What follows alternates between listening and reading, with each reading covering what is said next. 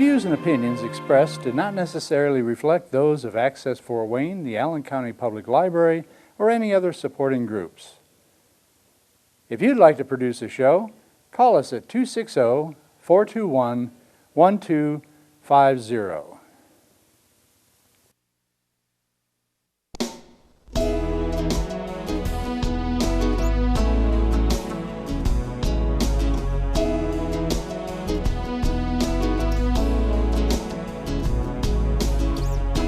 Let me be your lighthouse so I can show you the way.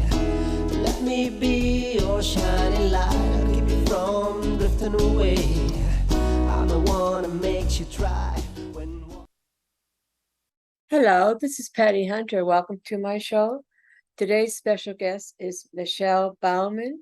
She is the director of Y4Life or Youth for Life. And we're going to be talking about Lutherans for Life and Y4Life and when that was put together, formed. So Sure, absolutely. let's talk about Michelle. So, how long have you been with Lutherans for Life team? So I joined Lutherans for Life in June of 2019. Before that, I was a Lutheran educator. So I taught for 4 years at Holy Cross Lutheran School in Fort Wayne, Indiana, while my husband went to the seminary there. And then I taught for the next 17 years at Trinity Lutheran High School in Seymour, Indiana. Seymour. Seymour, yep. So I taught for 21 years before joining Lutherans for Life, and I've been with them for just over 3 years now. Well, you're doing a good job, girl. Well, thanks. It's been a blessing to be part of LFL. So, when you started Y4Life, what is that, dear? Yeah, so Y4Life stands for, well, actually, it was started before I came, right? So Y4Life was around for about, I'd say 6, 7 years before I joined. And Y4Life just served the millennial age group, which is one of the reasons they use the letter Y to stand for the millennial generation.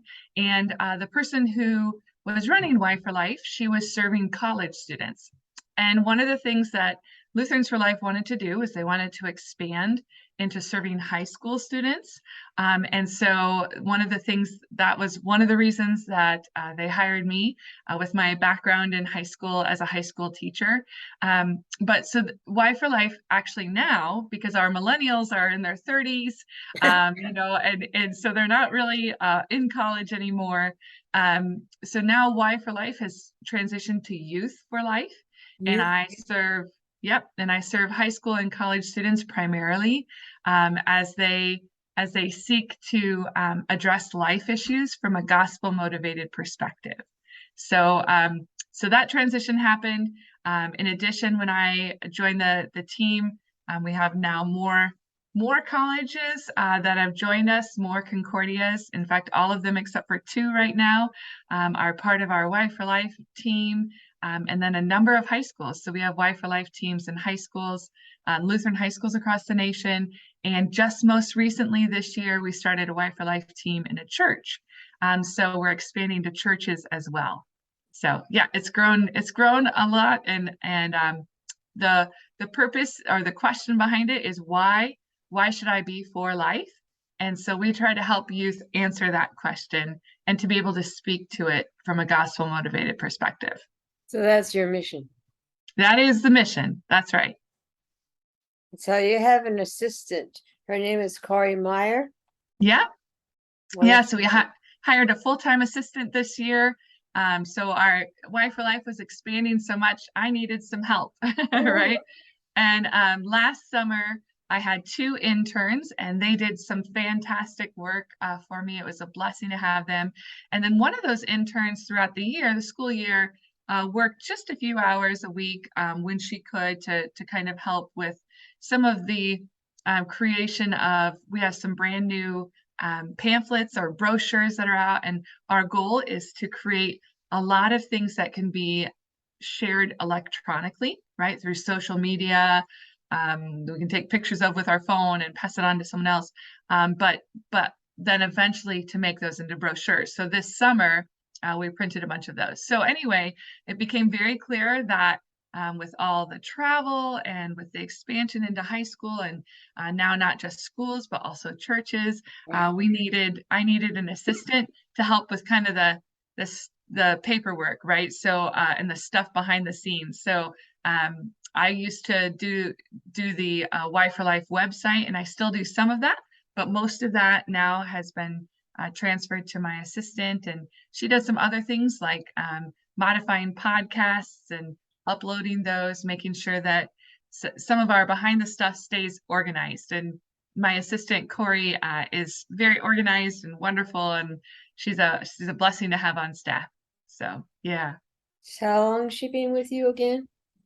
we hired her in May, and she started at the end of May. Oh, wow. So yeah, so just a few months. 3 months, So, eh? Mhm. yep. Around there. So, why for like teams, high school and college campus ministry? That's what you call yourself? Campus? Yes. Yep, campus ministry, but we also do that in churches now too. So the Y4Life teams um, form usually in on campuses, right? On a college campus or a high school campus, but they can also form in a congregation. Oh, yeah. And then those teams, the purpose of that team is to become educated about life issues and to know how to speak about them, but then also to educate others. And so they kind of do that in 4 areas. Yeah. When they're educating others, they want them to get involved as well, to be active. So one of those areas is education. So my Y4Life teams might bring in speakers. I might go and speak, or someone else that is for life on different life issues. And then, so in addition to educating, though, they're going to provide service activities for their location. So like Concordia Chicago has a life team, and they've done a refugee simulation.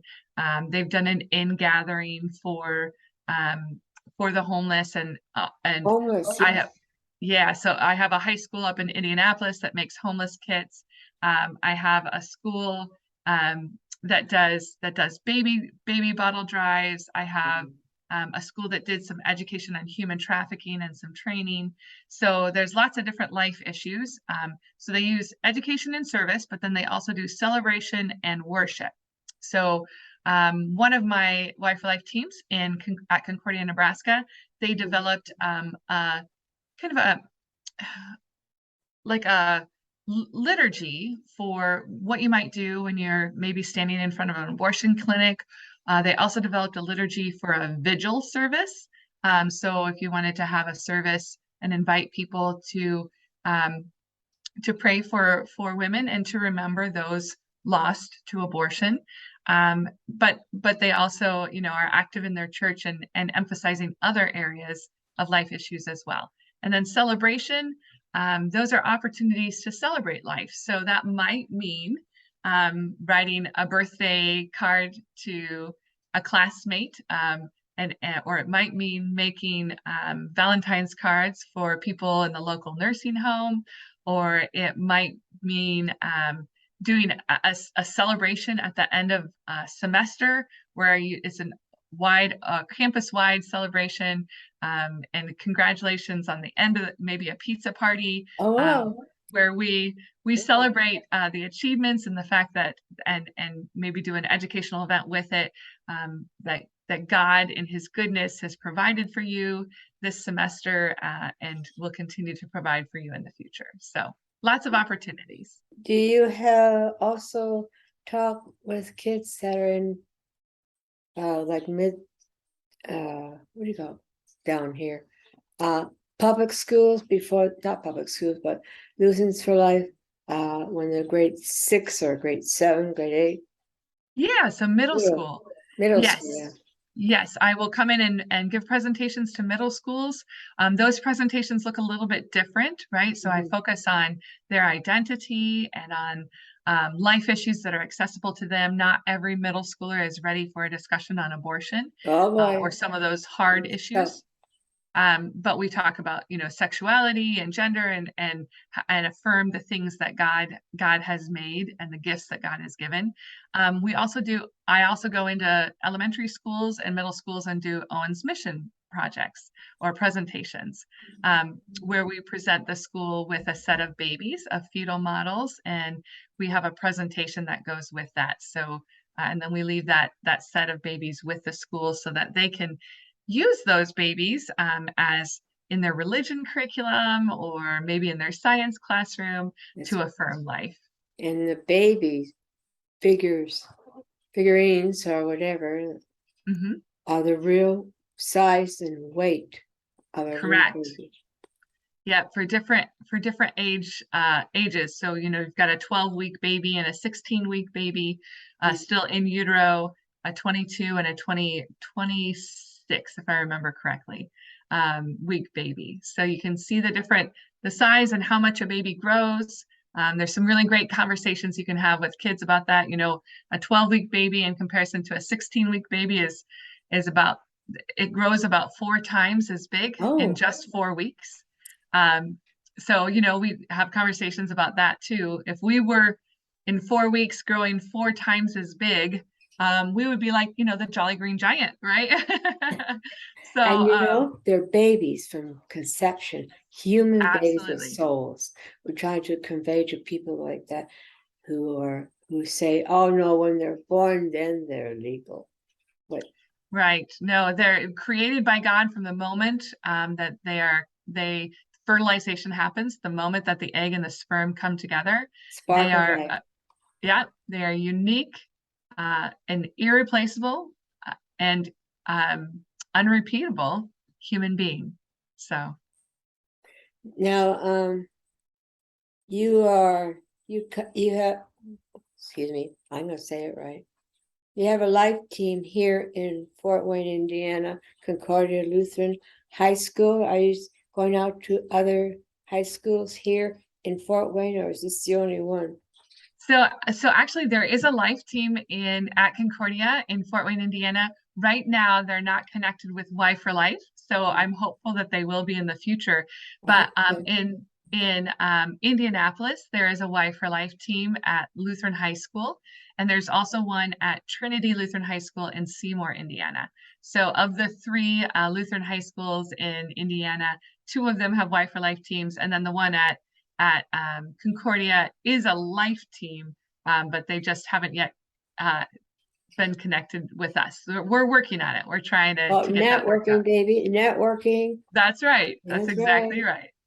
So, have you been to Ascension Lutheran Church here when you come to Fort Wayne, or? I have not been there yet to speak, but I have been in the building. This is before I was a member of Lutherans for Life, or before I was serving on the national team. So when I taught my first 4 years up in Fort Wayne. So there were times when we good. went to other schools, and Mhm. yeah, Ascension was one of them. So They got lots of babies all over the place there in our church. That's cool. wonderful. All the baptisms. All right. That's awesome. That's wonderful. I'm gonna see if I can get you to come to our Ascension Lutheran to see Yeah, what. I would love to. I know your pastor. He was a classmate of my husband's. Oh So, my goodness, Pastor yep, Guy. yep, Oh my, Pastor Geyer. well, we should chat with him. I agree. Absolutely. This Wittenberg Academy, that's online, isn't it? I It think. is. It's an Yeah. online school. Mhm. Absolutely. So, do you work alongside Pastor Michael Salomink? Yes, he's our executive director. So Pastor Solomink, we work remotely, but we have meetings online, and so he lives in St. Louis and does a lot of traveling, and he does a lot of speaking to adults, and then also does some preaching. And then I focus on serving the youth. We actually have quite a few members on the national staff that serve adults. So Virginia Flo I is know her. yeah, she's our director of volunteer relations, and she has two people who assist her, Pastor Jeff Duncan, and I then know. also Yeah, I bet you know him. And then also Dr. Barbara Geitzfeld. So That they no, I they don't know. I should be introduced to that person.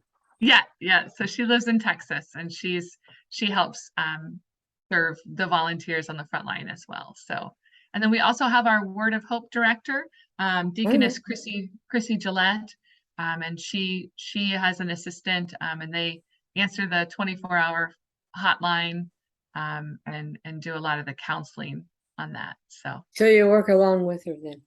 I do All right. absolutely. Yeah. So tell me about this hope, word of hope. Word of Hope?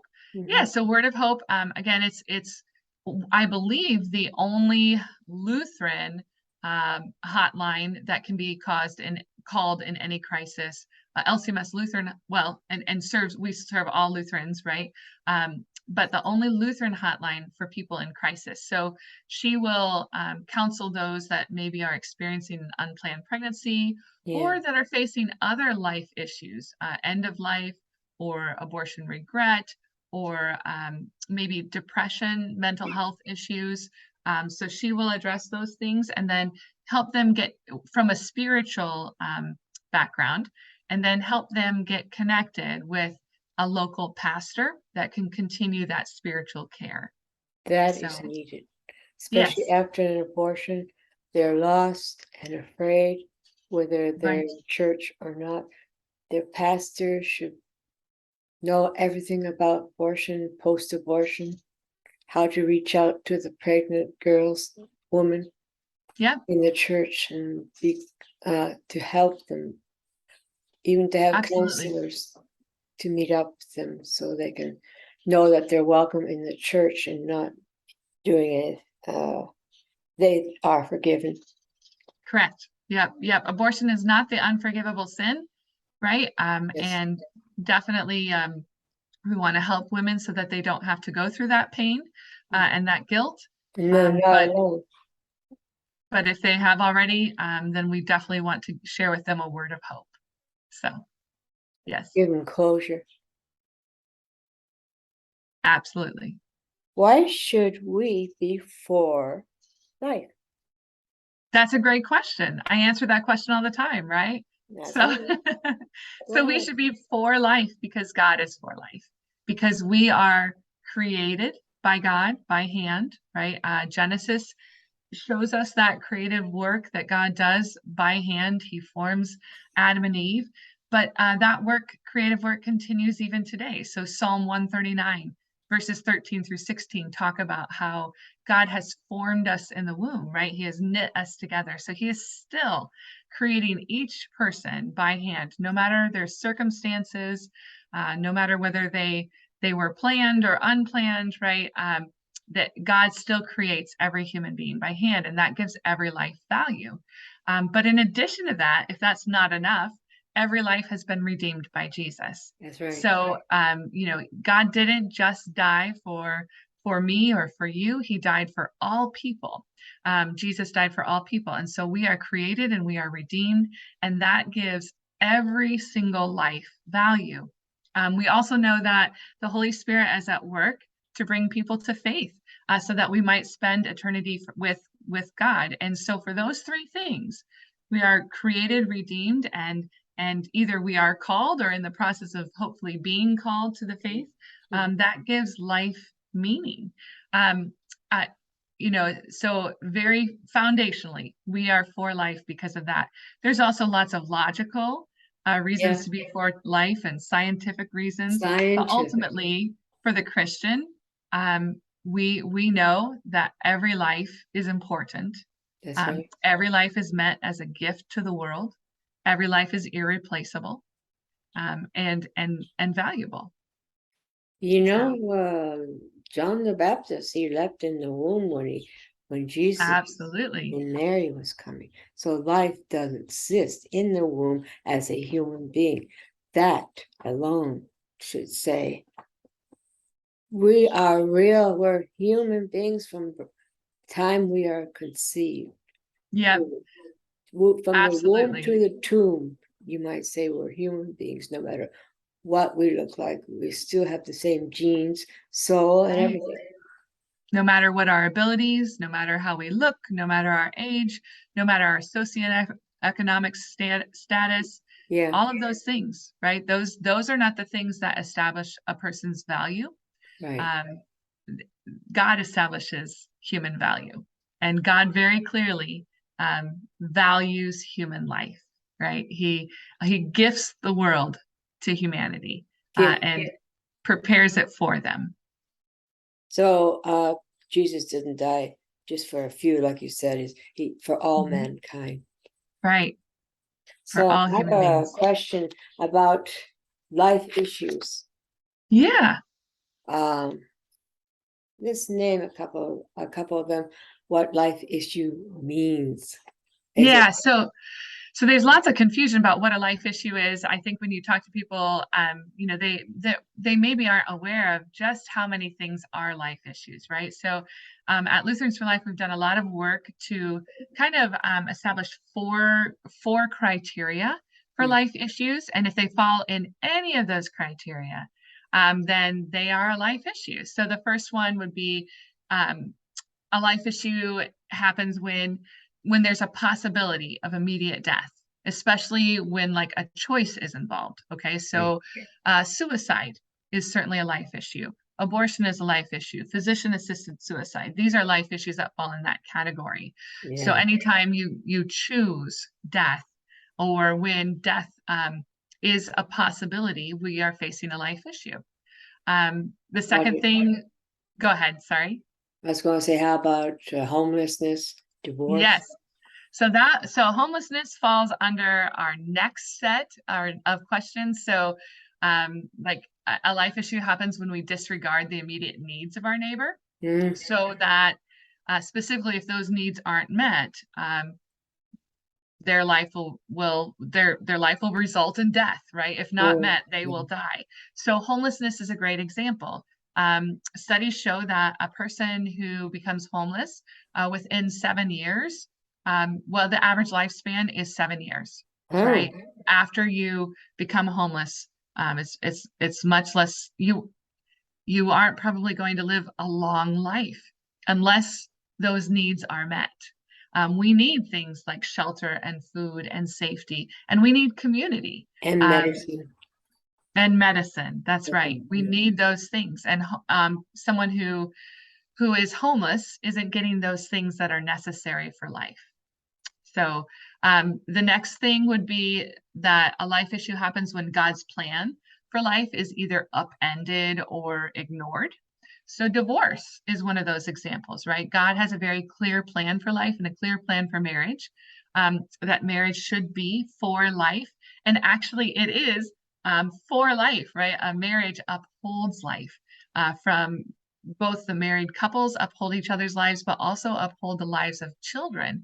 It is the perfect place to raise a child in a marriage of biological mother and biological father. Now, So sometimes, yeah, when God's sometimes plan there is, are abused families abuse.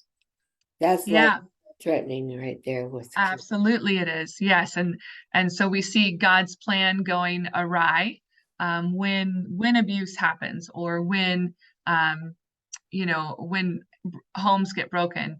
Actually, if you look at studies of child abuse, Hmm. the most dangerous place for a child to be is to be in a home with that child's mom and her live-in boyfriend. So Oh, cohabitation would be one of those things that's a life issue because God's plan is upended or ignored. Um, so we see marriage is life affirming, not only for the spouse, for the couple, but also for the children. So and children, they need that love from a biological parent, how from about both biological. ageism? What's ageism? Yeah, so ageism is this idea that someone is less, well, is more important or more valuable based on one's age. So ageism says, you are more valuable because you are older and wiser than someone who's young. Or our society might say, well, we value youth over the elderly, right? So that's ageism when I we hear say that. that one life is valuable based on age. more valuable, that's ageism. And that's a philosophy or an idea. So the fourth thing that creates life issue is when we promote attitudes or perspectives that undermine the value of life. So ageism is one of those perspectives. The one-child policy that China had was one of those perspectives. When racism is one of those perspectives. A lot of cultural Marxism also devalues life. So when we buy into philosophies that don't uphold family and don't uphold the value of life, then we're going to create life issues, not only for us, but for others. The United States is hard hit, same as Canada, where I'm Yeah. from. Yeah, absolutely. You see some of these philosophies encroaching in our culture, right, or rearing their heads in our culture, Yeah. and you see that's devaluing, it's harming life, Yeah. right? And worshiping animals more. Yep, You notice that? definitely. Yep. So there's this idea of worshiping the created rather than the creature rather than the creator, right? So Right when on. we place creatures above the creator or above the order in which God created us, then we have some serious life issues. When we value the owl or the fish more than we value human beings, it's true. We're supposed to be caretakers of the We world. are caretakers, but if we start value something more than a human, which is Right. supposed to be on top of the list, That's right. that's Right. So our Jesus. yeah, so we try and find ways to support all of God's creatures, but ultimately, when one choice has to be made, the human is more valuable, right? Mm-hmm. So What would you like to you're say? asking some great questions. Huh? I do come up with good ones. You do. So what would you like to say to my audience? It's almost closure time, kiddo. Yeah. Well, I would just like encourage them to stop by our website, y4life.org, and find out all of the things that we offer to youth. They're in-person conferences. Some conferences can be brought to them. We have national events. We have online events, so they don't even have to leave their home, right? They can join us. Oh, And we also have online. yeah, we also have lots of resources that are downloadable, so they can share those electronically with friends. We are on Snapchat and TikTok and Instagram. If you follow us at LFL Y4Life, and that's the letter Y, number 4, word life. So we're in all those places. We just started TikTok a couple weeks ago. Oh, my So stars. Yeah, pretty good. yeah, not many videos yet, but more will be coming. But we hope that you do use the resources to share a gospel motivated voice, right? That's what makes us different. That's what makes us unique in the pro-life arena. We can speak out of love and with God's word, Yes. and that ultimately God's word is the most life affirming gift we can give others, so that they might, live forever with Christ. So The Lord himself. yep. May God bless you and may he keep you safely in the palms of his holy hands. And you. That's an Irish thing, you know. Yes. So God bless you, girl. Godspeed, my love, until we meet again. You're always in my heart and every dream. Don't let this time apart give in to all our fears. God will keep us close from up above. So until we meet again, Godspeed, my love.